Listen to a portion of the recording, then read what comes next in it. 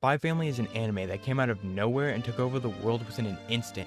And with the 12th episode airing only a little over a week ago, it seemed like the most opportune time to talk about the anime in its first season without getting into the manga and trying to avoid spoilers as much as possible. Boom, right out of the gate, you're hit with a bunch of instruments attacking you all at once, while the main singer tries to get above them and there's an explosion and bullets being fired in the background. Then 10 seconds later everything changes, and now you are looking into everything from the eyes of a kid as the whole world has become a child's drawing. We get to see the life of a little girl going to school and spending time with her loving parents in their normal life, but then the lights go out again and everything changes once more.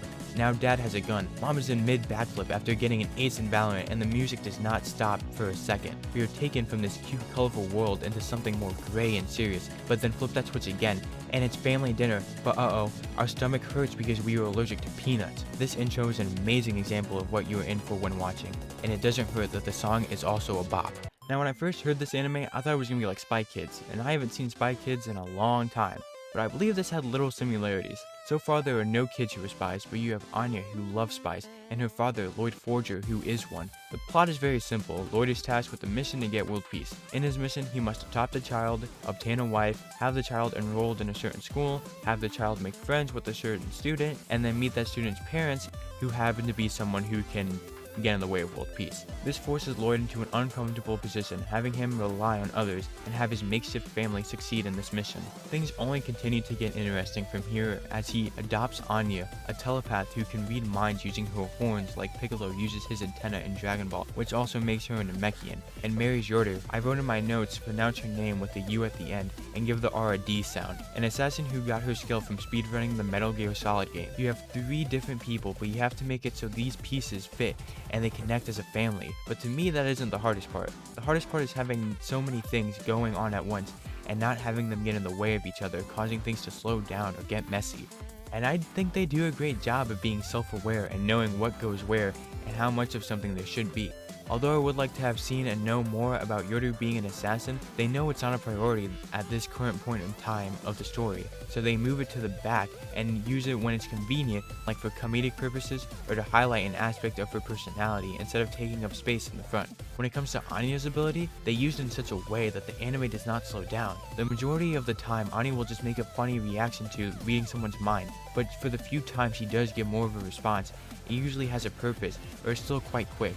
Finally, they have to find a way to use both a spy and a family together, and instead of putting it in the blender or fusing the two, they just intertwine them. When I said the intro was such an amazing example of the anime, this is what I meant, because you are constantly switching between slice of life and spy stuff and vice versa, but unlike in the intro where you can see it going back and forth, it is seamless in the actual show. Best way I can explain this is with DNA for whatever reason. You have the top part, which is either slice of life or spy mission, but the bottom part is whichever one is in the top, and all the things in the middle are the connections between them. You have Anya trying to make a friend at school, which sounds like slice of life, the top part, but she's only doing it to help her father's mission and world peace, the bottom part. In other shows, one of these things can tend to drown out the other, but they are able to do it so you can look at penguins and have Yoru kick ass, or have Anya and Lloyd do community service to get one step closer to world peace. Let's move on to characters. The first is Lloyd Forger, codename Twilight. We don't know much about him except that he's a master of disguise and the best spy there is in a world where the nations are playing IRL battleship with their countries. He's always top fragging when playing squads. He comes off as someone who has given up on personal goals and just does everything for the sake of his missions and work as a spy. But he's quickly reminded through the tears of Anya for what his purpose is, as we see a younger Lloyd crying, covered in dirt and surrounded in debris, as he tells us he wants to create a world where children won't have to cry. From then on, we can see a more relaxed side of Lloyd, someone who can enjoy and love being part of a family, even if he has to constantly remind himself that this is all for the sake of his mission. Anya. Even if you haven't watched the anime, you've most likely seen her somewhere. This kid is everywhere, and she is one of the main reasons why the anime is so popular. I mean, you have this funny little girl who goes,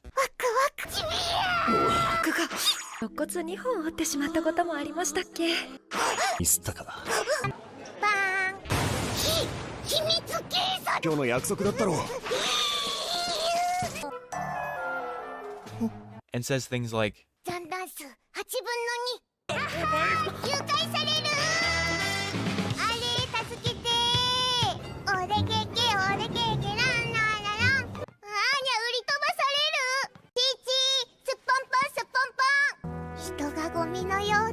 she also likes peanuts.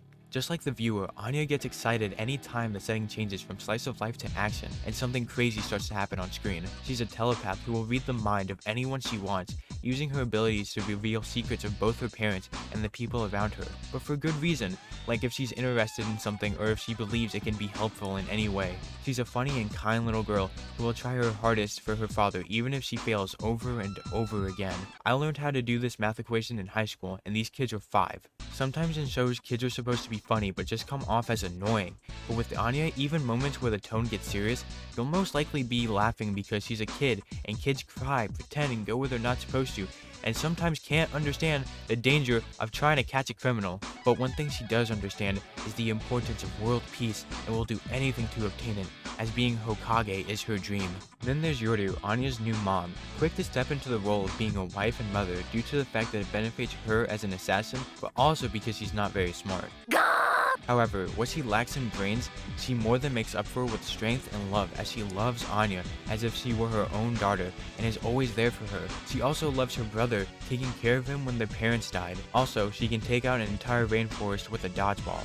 Now, I like Yoru, but it felt like this past season, she was more of a support character than a main character in most of the episodes. Not to say she didn't have her moments, because she definitely did, but it usually felt like the focus was more on Lloyd and Anya and what was going on with them. Then as an assassin, although we see it in her personality, like when she sees a sharp object, thinks about killing, or shows off her strength, we don't actually see her go on an assassination.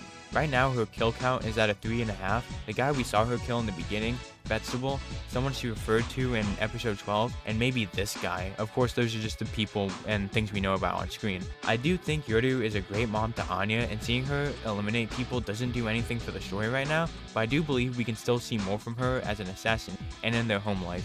The first season is only 12 episodes long, which I believe is due to the fact that they didn't expect it to be this much of a hit and get as much attention as it did. Keeping this in mind, I feel as though the pacing of it was actually fine. Someone might look at the first 2 episodes and think a lot happened at once, and I do agree. This guy got a kid and then got married within 2 episodes, but also remember that there are only 10 episodes left in the rest of the season, which isn't a lot.